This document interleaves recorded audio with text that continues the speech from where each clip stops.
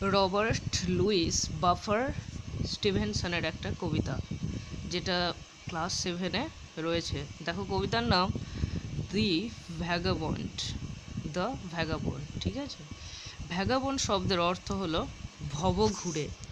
ঠিক আছে, দুটো শব্দ আছে, একটা হলো ভবঘুরে আর একটা হলো যাযাবর। দুটোর মাঝে পার্থক্য কি জানো? যাযাবর হলো যাদের নির্দিষ্ট কোনো বাড়ি নেই, আর ভবঘুরের ব্যাপারটা হলো তোমার বাড়ি থাকা সত্ত্বেও যারা কিন্তু নেচারের টানে অর্থাৎ প্রকৃতির টানে যারা বাড়ির বাইরে থাকতে পছন্দ করে। ঠিক আছে, একবার এই প্লেস একবার অন্য প্লেস দেখে ঘুরে বেড়ায়। তাহলে চলো কবিতাটা পড়া যাক। বাফার স্পেলিংটাই দেখবে একটা এল আছে, ঠিক আছে, যেখানে এলটা সাইলেন্ট থাকবে, মানে লেখকের নাম। এবং লেখক সম্বন্ধে যদি কিছু বলতে যাই তাহলে বলা যেতে পারে তিনি স্কটল্যান্ডের কবি ছিলেন। ঠিক আছে, কবি প্লাস ঔপন্যাসিক, প্রাবন্ধিক, ভ্রমণ কাহিনী লেখক। তিনি নেচারকে কিন্তু সত্যিই খুবই ভালোবাসতেন, প্রকৃতিকে। তার একটা বিখ্যাত লেখা হলো the strange case of doctor Jekyll and mister hide. খুবই সুন্দর, সেটা শিক্ষণীয়। যাই হোক, কবিতাটাতে আসা যাক। কি বলেছে দেখো, give to me the life I love. তাহলে প্রথমেই দেখো একটা ভার্বের ব্যবহার, গিভ। ওকে, যেখানেই এগুলো কবিতার ক্ষেত্রে সাধারণত ব্যবহার করা হয়, এর অর্থ কবি এখানে জোর দিয়ে বোঝাতে চাইলেন যে আমাকে সেই জীবনটা দাও যে জীবনটা আমি সবচেয়ে বেশি পছন্দ করি। Give, let the lave go by me. Lave, LAVE, lave অর্থাৎ আ স্মল স্ট্রিম। ঠিক আছে, একটা ছোট ঝর্ণা, সেটাকে বলা হয় লেভ। তাহলে ঝর্ণাকে আমার পাশ দিয়ে বয়ে যেতে দাও। তাহলে বাড়ির মধ্যে থাকলে তো আর পাশ দিয়ে ঝর্ণা বয়ে যাওয়া সম্ভব নয়। সেই জন্য বুঝতে পারছো যে কবি কিন্তু বাইরেই থাকতে চাইছেন, নেচারের সংস্পর্শে, যেখানে থাকাকালীন তার পাশ দিয়ে ঝর্ণা বয়ে যাবে। Give the jolly heaven above and the byway nigh me. তাহলে জলি শব্দটার অর্থ কি? জলি শব্দটার অর্থ হলো তোমার আনন্দময়। ঠিক আছে, আনন্দিত, এরকম বলতে পারো। জলি, জলি শব্দটার অর্থ আনন্দিত। তাহলে give the jolly heaven above, মাথার উপরে আমাকে আনন্দিত। হেভেন মানে অ্যাকচুয়ালি স্বর্গ। ঠিক আছে, স্বর্গ এখানে আকাশ কিংবা কোনো নন্দনকানন টাইপের, মানে যেখানে তোমার সুখ স্বাচ্ছন্দ্য বর্তমান। ঠিক আছে, খোলা আনন্দময় আকাশটা আমার মাথার উপরে দাও। And the byway nigh me, NIGH, নাই, এটা হলো বর্তমানে যেটা নেয়ার। ঠিক আছে, বর্তমানে আমরা যেটা নেয়ার বলি সেটার তোমার আদি ফর্ম হলো নাই। বর্তমানে আমরা যেটা নেয়ার বলে চিনি। ঠিক আছে, কবিতার ফর্মে আগে লেখক এখানে নাই ব্যবহার করেছেন, অনেক লেখকই। তাহলে আমার পাশ দিয়ে, বাই ওয়ে মানে হলো পথ, আমার পাশ দিয়ে পথ বয়ে যাবে, উন্মুক্ত পথ, মাথার উপরে আকাশ থাকবে এবং পাশ দিয়ে, কাছ দিয়ে, নাই বলতে পারো, নেয়ার, কাছাকাছি ফাঁকা রাস্তা বয়ে যাবে। Bed in the bush with stars to see. তাহলে বেড, আমার বিছানাটা কি হবে? ঝোপঝাড়। বুশ শব্দের অর্থ হলো তোমার ঝোপঝাড়। আমার বিছানাটা হবে ঝোপঝাড়ে। ঠিক আছে, কোনো পালঙ্ক নয়, খাটিয়া নয়, ঝোপঝাড়ের মাঝে আমি শুয়ে থাকবো এবং খোলা আকাশের নিচে থেকে স্টারগুলোকে দেখবো, তারাদের দেখতে পাবো, এরকম। Bread I deep in the river. দেখো, আই ডিপ, DIP, এই শব্দটার অর্থ হলো একবার জলে চুবিয়ে উঠিয়ে নেওয়া, এরকম। ঠিক আছে, যেমন নৌকার দাঁড় বলতে পারো, জলে একবার যেহেতু সেখানে প্রবেশ করিয়ে সঙ্গে সঙ্গে উঠিয়ে নেওয়া হয়, সেই ঘটনাটাকে বলা হয় ডিপ। তাহলে bread I deep in the river, আমার রুটিটা ডোবানোর জন্য নদী থাকলেই যথেষ্ট। ঠিক আছে, কবি কিন্তু, আমরা যেমন বিস্কিট চাতে ডুবিয়ে অনেকে খাই, ঠিক আছে, সেই জন্য কবি কিন্তু সেরকম কিছু বলছেন না, বলছে আমার কাছে রুটি ডোবানোর জন্য এই বড় নদীটা যেন থাকে, নদী যেন থাকে। নেচার লাভার কবি। Okay, there is the life for a man like me, there's the life for ever. তাহলে আমার মতো এরকম ভবঘুরে মানুষের, যার মন আমার মতো, যে আমার মতো, সেই রকম ব্যক্তির কাছে এই ধরনের জীবনই শ্রেষ্ঠ। ঠিক আছে, এটা হলো প্রথম স্ট্যাঞ্জা, ফার্স্ট স্ট্যাঞ্জা, খুব সুন্দর। দেখো সেকেন্ড স্ট্যাঞ্জাটা কি বলেছেন, let the blow fall soon or late. তাহলে ব্লো শব্দের অর্থ আঘাত, ঠিক আছে। শব্দের উৎকর্ষতা অনুযায়ী আঘাত, শ্রেষ্ঠ আঘাত কখন মানুষ পায় বলতো? যদি মৃত্যু ঘটে কারোর, ঠিক আছে, বা কেউ যদি কাউকে বিট্রে করে, মানে তোমার প্রতিহিংসা পরায়ণ হয়ে কিছু যদি খারাপ কাজ করে, সেটাও সবচেয়ে আঘাত পাওয়ার ঘটনা। এখানে কবি কী বলেছেন দেখো, লেট দ্য ব্লো ফল শুন অর লেট। ফল শব্দটা যখন অ্যাডজেক্টিভ হয় তখন অটাম এই অর্থে ব্যবহার করা হয়, শরৎ ঋতু।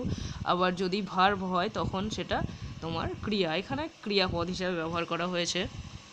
তাহলে যে কোনো আঘাতকেই আসতে দাও, দ্রুত কিংবা তাড়াতাড়ি। তাহলে কবি এখানে জানে ভবঘুরে জীবন তো সচরাচর সহজ নয়, ঠিক আছে, বাড়িতে থাকলে অনেকটাই কিন্তু সেভ, সেটা জানেন কবি ভালো করেই, যে কোনো আঘাত আসতে পারে। সেই জন্য কবি বলেই দিয়েছেন যে আঘাত আসুক, তাড়াতাড়ি আসুক কিংবা দেরিতে আসুক, let what will be over me. কবিতায় এরকম শব্দ ব্যবহার করা হয়, OVER, এরকম ভিটা তুলে দিয়ে ওভার, ঠিক আছে, অ্যাপোস্ট্রফি কমা ব্যবহার করা হয় ওর উপরে, এখানে যেমন দিয়েছে, ঠিক আছে। তাহলে এখানে বলেছে যে তাহলে যেটা হোক না কেন, যেটাই বা ঘটুক না কেন আমার উপরে, সেটাকে ঘটতে দাও, let give the face of earth around. তাহলে দেখো আবার সেই ভার্বের ব্যবহার, প্রথমেই verb give, give the face of earth. তাহলে পৃথিবীর ফেস, পৃথিবীর মুখ কি? পৃথিবীর মুখমণ্ডল কোনটা? পৃথিবীর মুখমণ্ডল হলো তার মাটি, তার আবহাওয়া, ঠিক আছে, বায়ু, এই সমস্ত কিছু। তাহলে কবি বলেছেন যে পৃথিবীর খোলা জায়গাটা যেন আমার চারপাশে থাকে, আমি যেন জনবহুল এলাকায় না থেকে যায়, না পড়ে যায়, ঠিক আছে।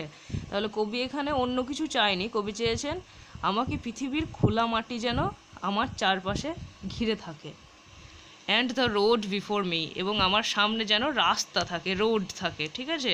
রোড বলতে এখানে আর একটা কন্ট্রাস্ট আছে, দেখো যখনই কেউ বলবে যে রাস্তা যেন আমার সামনে থাকে, অর্থাৎ কি, জীবনের তোমার পথ চলার একটা নির্দিষ্ট লক্ষ্য, ঠিক আছে, সেই লক্ষ্যটা যেন বন্ধ না হয়ে যায়, একটা যেন পথ থাকে জীবনে ডেস্টিনেশনে যাওয়ার জন্য, গন্তব্যে পৌঁছানোর জন্য।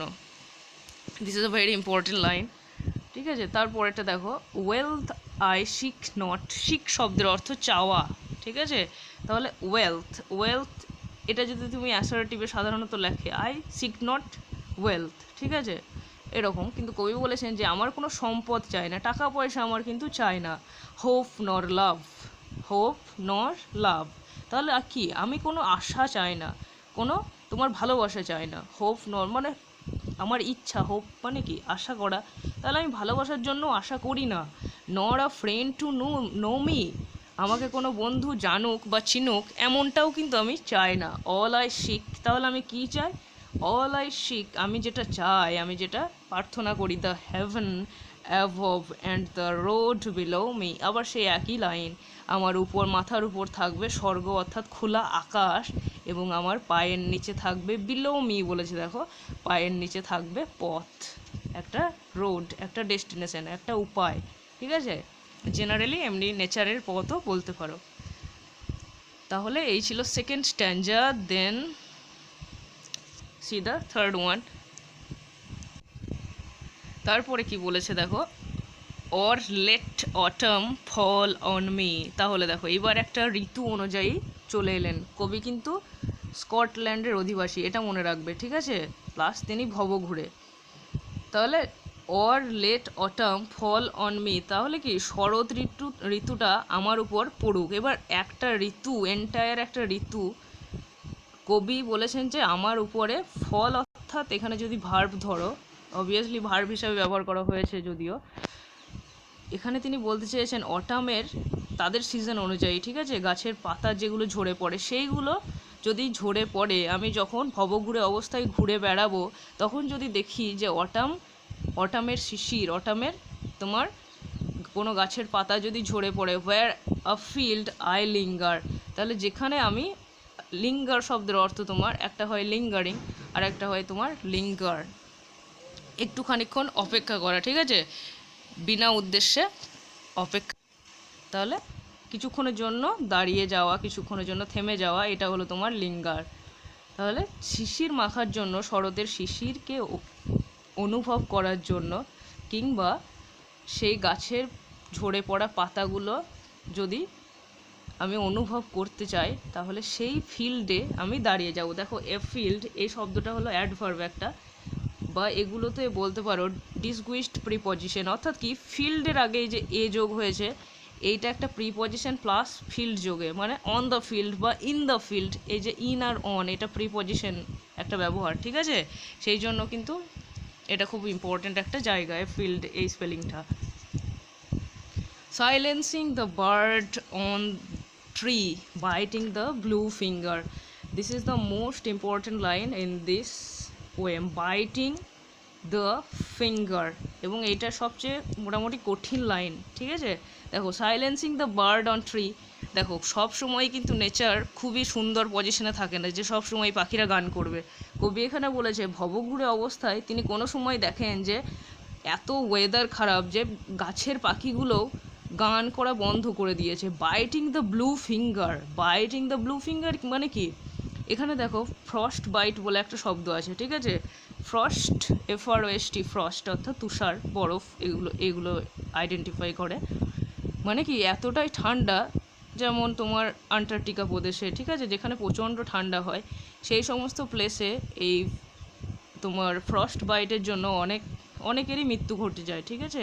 মানে সেখানে কি হয় এতটাই ঠান্ডা, আমরা যেমন বলি যে শীতের জাপড়, ঠিক আছে, শীতে কামড়ে ধরেছে, শীতের কামড়, বাইট শব্দের অর্থ তো এমনিতে কামড়ানো, ঠিক আছে, BITE, এটা জিরান্ডিয়াল ফর্ম, জিরান্ড করে বাইটিং করেছে।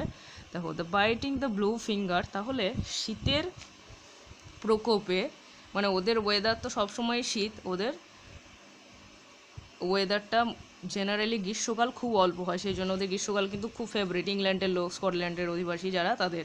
এবার কি বলেছে, নীল আঙুলগুলোকে কামড়ে ধরুক।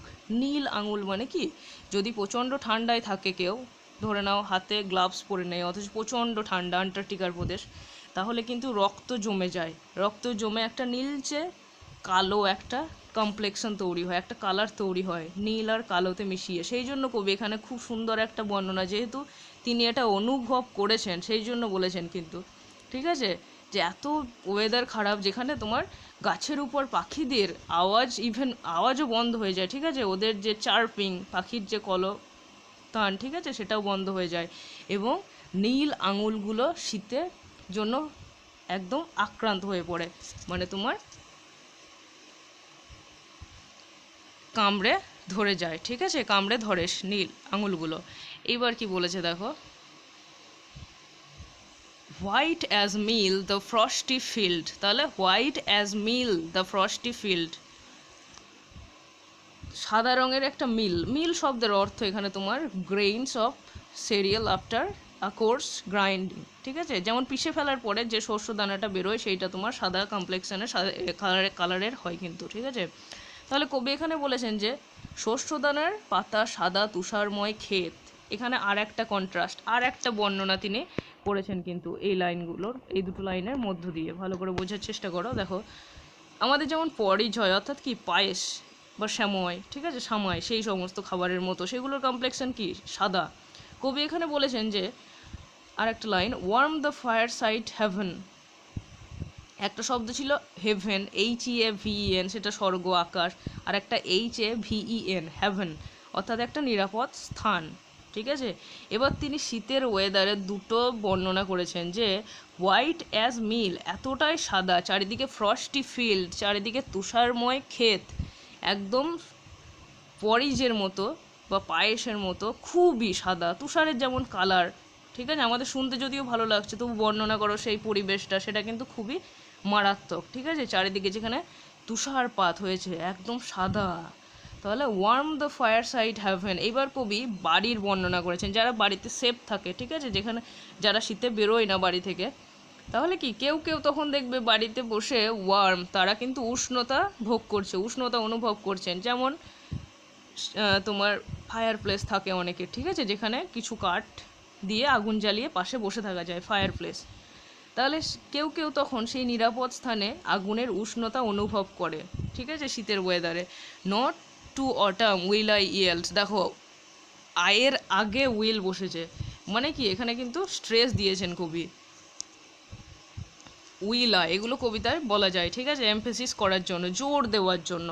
Not to autumn will I yield, not to winter even, তারপরে বিস্ময়সূচক চিহ্ন, এক্সক্লেমেটরি সাইন দিয়েছেন। দেখো কি বলেছে, তাহলে শরৎ হোক, শরতের একটা বর্ণনা দিলেন তিনি, যে তোমার সেই সময় শিশির পড়ে, পাখি তোমার নিস্তব্ধ হয়ে যায়, ওয়েদারটা খুব খারাপ হয়ে যায়, আবার তারপরে যখন শীত পড়ে তখনও কিন্তু ওয়েদারটা আরও খারাপ হয়ে যায়, চারিদিকে সবুজ হয়ে যায়, ইভেন আঙুলগুলো নীলচে হয়ে যায়, নীল আর কালো মানে কালচে একটা ভাব আসে। এত খারাপ ওয়েদার হওয়া সত্ত্বেও আমি কিন্তু ইয়েল্ড অর্থাৎ আত্মসমর্পণ করা, ঠিক আছে, সারেন্ডার করা, বলেছে আমি অটামের কাছে সারেন্ডার করব না এবং উইন্টারের কাছেও আমি সারেন্ডার করব না, কেননা I love nature and I want to spend most of the part of my life by wandering, ঘুরে ঘুরে আমি কাটাতে চাই। তাহলে let the blow fall soon or late, দেখো আবার সে একই লাইন, আঘাত দেরিতে আসুক বা তাড়াতাড়ি, এখানে আঘাত কি হতে পারে, মৃত্যুর কথাও বলেছেন কবি, ঠিক আছে, আমি যে এরকম, কবি বলেছেন আমি যে এরকম একটা তোমার ওয়ান্ডারিং লাইফ স্পেন্ড করছি, যার কোনো তোমার যেখানে তোমার সেফ অ্যান্ড সাউন্ড হয়ে ফিরে যাওয়া, বাড়ি ফিরে যাওয়া, সেটা কিন্তু খুবই কঠিন, নিরাপদে বাড়ি ফিরে যাওয়া। কবি সাহেব বলেছেন যে আঘাত দেরিতে আসুক বা তাড়াতাড়ি, অর্থাৎ মৃত্যু দেরিতে আসুক বা তাড়াতাড়ি, let what will be over me, যাই হোক না কেন আমার উপরে, give the face of earth around, আমার চারপাশে পৃথিবীর খোলা ভূমিটা দাও, মাটিটা দাও, দ্য রোড বিফোর মি, এবং আমার সামনে পথ উন্মুক্ত করে দাও। এগুলো কাকে উদ্দেশ্য করে বলছেন, সব গডকে উদ্দেশ্য করে বলছেন, ঠিক আছে, নেচারের god. Wealth I ask not, hope নর লাভ নর আ ফ্রেন্ড টু নো মি, তাহলে আমি সম্পত্তি চাই না, ধন সম্পদ চাই না, টাকা পয়সা চাই না, আমি আশা করি না কোনো ভালোবাসা পাওয়ার, ঠিক আছে, কোনো বন্ধু যে আমাকে জানুক বা চিনুক সেটাও আমি কিন্তু চাই না। অল আই আস্ক, যেটা আমি চাই, the haven above and the road below me, আমি যেটা চাই সেটা হলো আমার মাথার উপরে একটা তোমার উন্মুক্ত আকাশ থাকবে এবং পায়ের নিচে বিলো মি, আমার নিচে একটা পথ থাকবে যার উপর দিয়ে আমি ঘুরে ঘুরে আমার বাকি জীবনটুকু কাটিয়ে দেবো। তাহলে এই ছিল তোমাদের দ্য ভ্যাগাবন্ড, আশা করি বুঝতে পেরেছো। যদি এরপরেও কোনো সমস্যা হয় তাহলে কমেন্টে জানিও। অনেক ধন্যবাদ, ভালো থেকো সবাই।